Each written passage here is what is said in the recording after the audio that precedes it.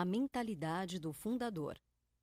Atingir um crescimento rentável é o objetivo de qualquer pessoa. Para atingir esse objetivo, muitos empreendedores dirigem seus negócios com um olhar voltado prioritariamente para o ambiente externo.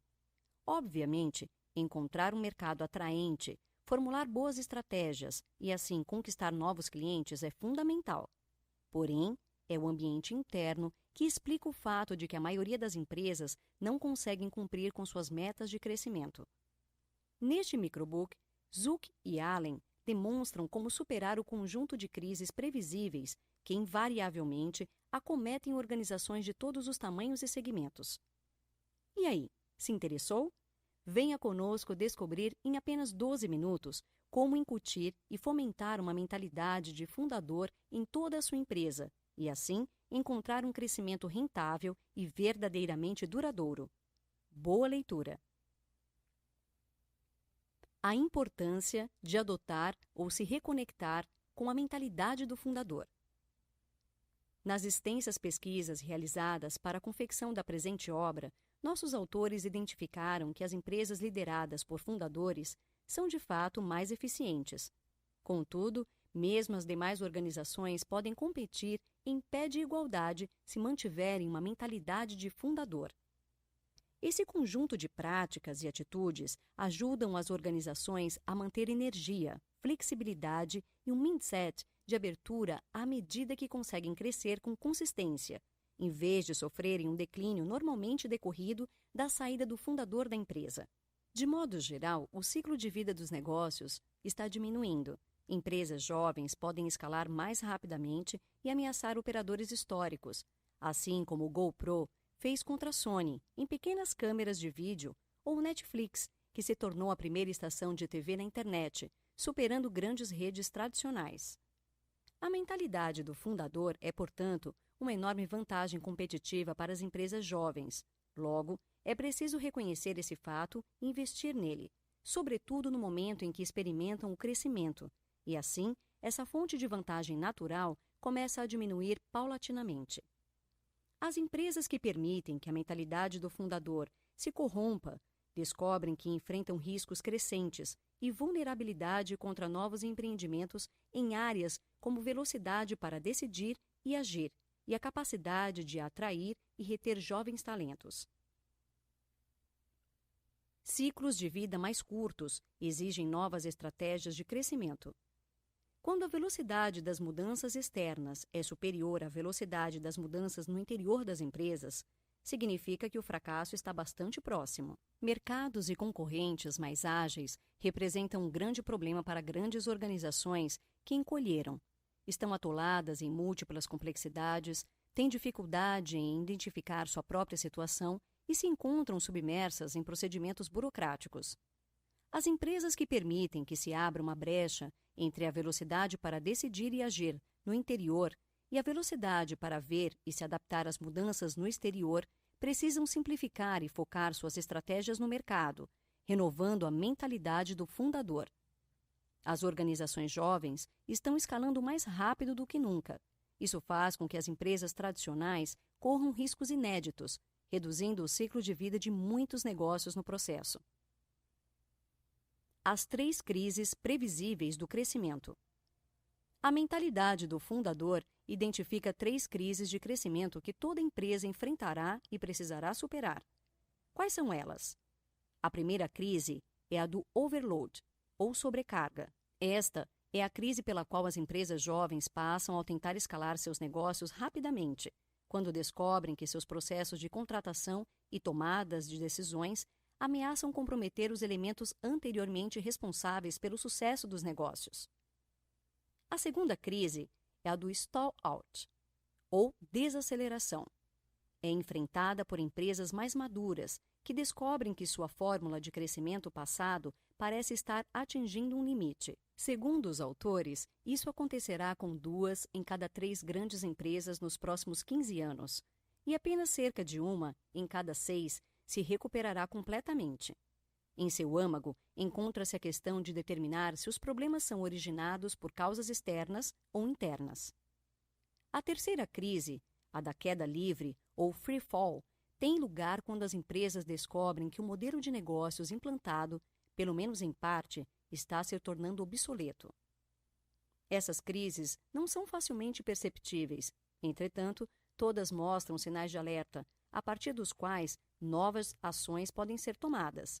Infelizmente, a maioria dos empreendedores não visualiza suas origens até que a crise esteja sobre eles. Como reconhecer se a sua empresa está passando por um desses 3 pontos de estrangulamento? Cada uma das 3 crises é bastante diferente, mas compartilham alguns sinais de alerta que apontam para uma redução no ritmo de crescimento. Fique atento aos seguintes pontos: maior dificuldade em atrair e reter os profissionais mais talentosos, perda de clareza na identificação do propósito único e dos aspectos que diferenciam a empresa, declínio na fidelização de clientes, novos competidores obtendo participação de mercado em seu core business, taxa de crescimento orgânico lento sem motivo aparente.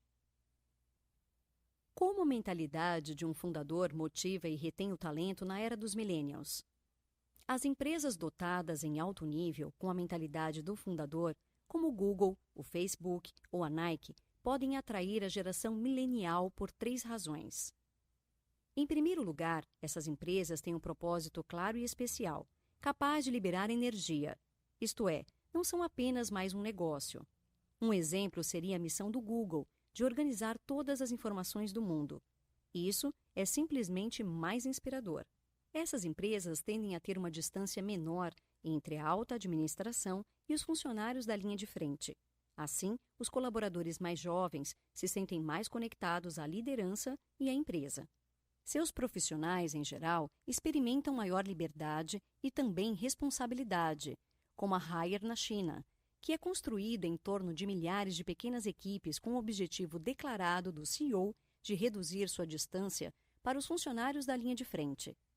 Finalmente, essas organizações tendem a ser mais meritocráticas, como a AB InBev, que oferece aos colaboradores maiores oportunidades de promoção e avanços em suas carreiras. O resultado dessas 3 coisas é uma empresa mais inspiradora e capaz de oferecer melhores perspectivas, uma vez que os jovens são ouvidos no início da carreira e sentem que podem causar impacto. Trata-se, em suma, de assegurar que os funcionários se sintam parte de algo especial, um movimento. Quais são os riscos da saída de um fundador da empresa? Quando o fundador, seja por qual motivo, se desliga da empresa, sua visão original corre o risco de perder espaço, em prol de uma perspectiva de curto prazo, que se concentra em lucros trimestrais, abandonando o que foi construído a longo prazo. Um excelente exemplo disso é o colapso do Home Depot e seu preço das ações em 2000 com a contratação de um CEO da General Electric para substituir os fundadores. Quando esse CEO falhou, a sua substituição renovou a energia do negócio a partir do retorno dos fundadores como conselheiros. Uma segunda consequência é que a empresa começa a perder contato com o cotidiano do trabalho na linha de frente, algo pelo qual a maioria dos fundadores é obcecado e demonstra incrível curiosidade intelectual. Um exemplo é o que aconteceu na Starbucks, quando Howard Schultz partiu e a próxima equipe gestora deixou de prestar atenção aos detalhes da experiência do cliente nas lojas, ou seja, ao coração do sucesso da marca. Neste caso, o fundador, Howard Schultz, voltou para arrumar a casa. A terceira coisa que pode acontecer é que a empresa começa a se burocratizar. Os processos de decisão se tornam mais complexos do que eram com o fundador. As pessoas não se esforçam para assumir responsabilidades e, assim, o ritmo dos negócios diminui. O fundador possui, naturalmente, uma enorme autoridade moral para tomar grandes decisões e, às vezes, seus substitutos não têm o mesmo senso de urgência ou oferecem os mesmos níveis de suporte organizacional. Nesse sentido, basta ver o que aconteceu com a Apple após o afastamento de Steve Jobs. Quem assumiu seu lugar foi John Sculley, que não era um tecnólogo com o mesmo respeito dos desenvolvedores ou colaboradores que realmente conheciam o negócio. Na empresa, quem deve praticar a mentalidade do fundador? Qualquer líder pode motivar sua equipe com os princípios da mentalidade do fundador. É mais difícil fazê-lo em ambientes burocráticos e mais fácil em uma unidade separada. Para manter o espírito de inovação e reforçar a mentalidade do fundador, nossos autores encontraram um enorme valor em experiências mini-fundadoras, nas quais os colaboradores podem exercer essas habilidades de liderança em determinada região, linha de produtos e etc. Empresas como a IB InBev, Haier ou Davita podem ser refundadas com sucesso e, assim, a mentalidade do fundador pode ser criada. Esses aspectos da liderança podem ser aprendidos, o que torna a mentalidade do fundador tão universal e útil. Notas finais. O conceito de mentalidade do fundador não se refere apenas aos fundadores individuais, mas sobre as atitudes e comportamentos que são comuns a todas as organizações de sucesso que contam com quadros de colaboradores leais e engajados. Práticas como a definição de uma missão clara, de uma perspectiva de longo prazo ou a curiosidade intelectual sobre os detalhes da linha de frente podem e devem ser promovidas mesmo quando o fundador não mais está presente no cotidiano da empresa. Dica do 12 Minutos. Leia também Como Chegar ao Topo nas Empresas. 12min.com.br/Como Chegar ao Topo nas Empresas. E confira as dicas que Ricardo Diniz preparou para fazer a sua carreira decolar.